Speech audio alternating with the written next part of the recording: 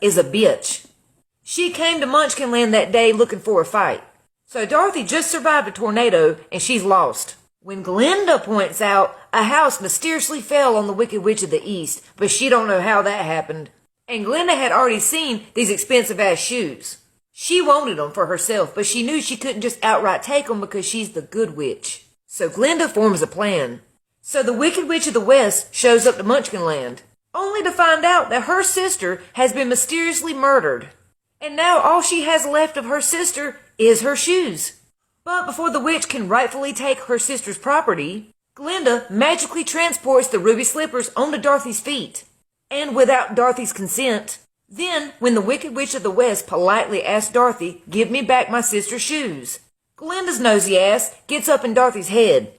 "Those shoes must hold a lot of power. Whatever you do, don't take them off and don't give them to her." But that's her sister's shoes. They had no right taking them. Listen, the girl just found out her sister is a murder victim. The police are not investigating. Nobody's helping her. All she wants is her sister's ruby slippers back. And Glinda's trifling ass talking about these are Dorothy's shoes now. And then Glinda threatens the Wicked Witch of the West. "If you don't get out of here, a house might fall on you too." Girl, tell me you're guilty of murder without telling me you're guilty of murder.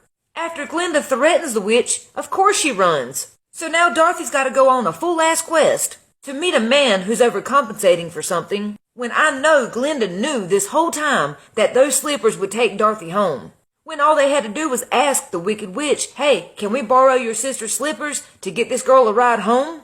And old girl probably would have said yeah. She even warns them, "Those shoes are very powerful, only I know how to properly use them." But they wouldn't listen. So throughout Dorothy's quest, she runs into the Wicked Witch, who is clearly upset over the murder of her sister and the theft of her property. I think Glinda knew that once Dorothy made it home, she would automatically get the shoes back, and then she would hold that great power. So who is Glinda really?